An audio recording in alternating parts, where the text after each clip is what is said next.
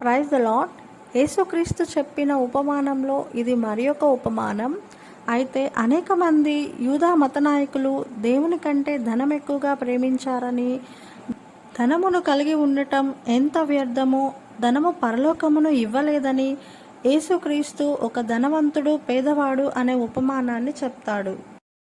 ఒక ధనవంతుడు ఉండేవాడు.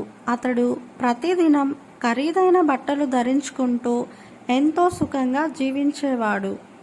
అయితే లాజరు అను ఒక పేదవాడు ఉండేవాడు. అతడు కురుపులతో నిండిన వాడై ధనవంతుని ఇంటి వాకిట పడి ఉండి అతని బల్ల మీద నుండి పడు రొట్టె ముక్కలతో ఆకలి తీర్చుకొన కోరెను. అంతేకాక కుక్కలు వచ్చి వాని కురుపులను నాకెను. ఒక దినాన లాజరు చనిపోయాడు. ఆకలి బాధకు తట్టుకోలేక పట్టించుకునేవారు ఎవరూ లేక లాజరు చనిపోయాడు. లాజరు చనిపోగానే దేవదూతలు వచ్చి లాజరును అబ్రహాము వద్దకు తీసుకెళ్లారు. దేవుడు లాజరును ఆదరించాడు. ధనవంతుడు కూడా చనిపోతాడు. అతని ధనం తన ప్రాణాన్ని కాపాడలేకపోయింది. ఎవరూ కూడా అతనిని తన మరణం నుండి తప్పించలేకపోయారు. ధనవంతుడు కూడా చనిపోయి పాతిపెట్టబడ్డాడు. అతని సమాధి కార్యక్రమం గొప్పగా జరిగింది. అనేక మంది అతనిని పొగిడారు. కానీ అవేవి కూడా ధనవంతునికి సహాయం చేయలేదు. ఇప్పుడు అతడు నరకంలో ఉన్నాడు.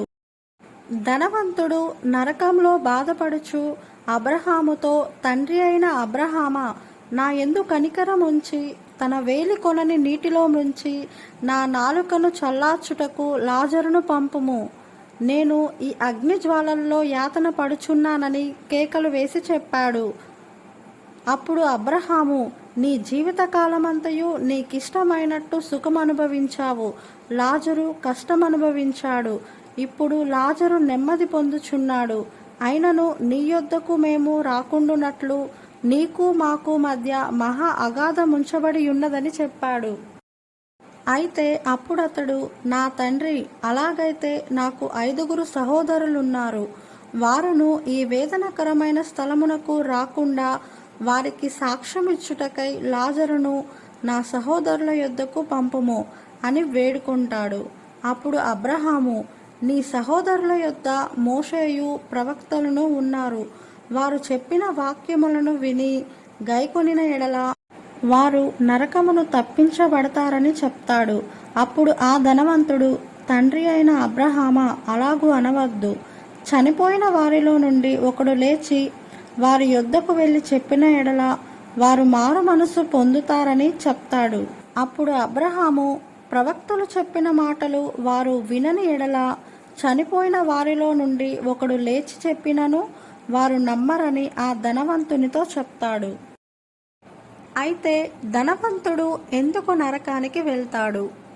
మత్తయి సువార్త 25:42 చూసినట్లయితే, నేను ఆకలిగొంటిని, మీరు నాకు భోజనం పెట్టలేదు, దప్పిగొంటిని, మీరు నాకు దాహమియ్యలేదు, దిగంబరినై ఉంటిని, మీరు నాకు బట్టలియ్యలేదు, రోగినై ఉంటిని, మీరు నన్ను చూడరాలేదని చెప్పును.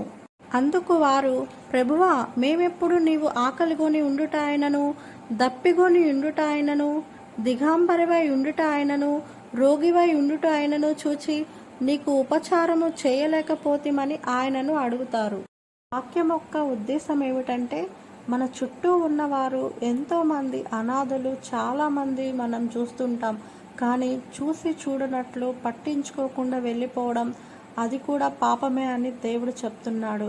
మీకు ఉన్న దాంట్లో కొంచెమైనా మీరు సహాయం చేయగలిగితే అది దేవునికి చేసినట్లుగా దేవుడు మనతో చెప్తున్నాడు.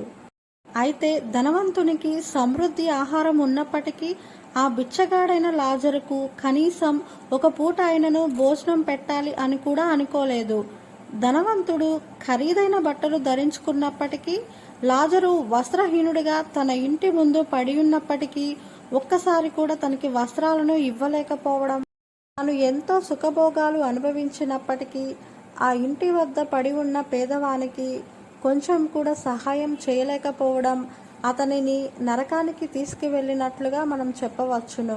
అయితే ఈ వాక్యం యొక్క ఉద్దేశం ఏమిటంటే ధనం ఉండటం తప్పు కాదు, కానీ మన చుట్టూ ఉన్నవారికి సహాయం చేయలేకపోవడం తప్పు. And thanks for watching.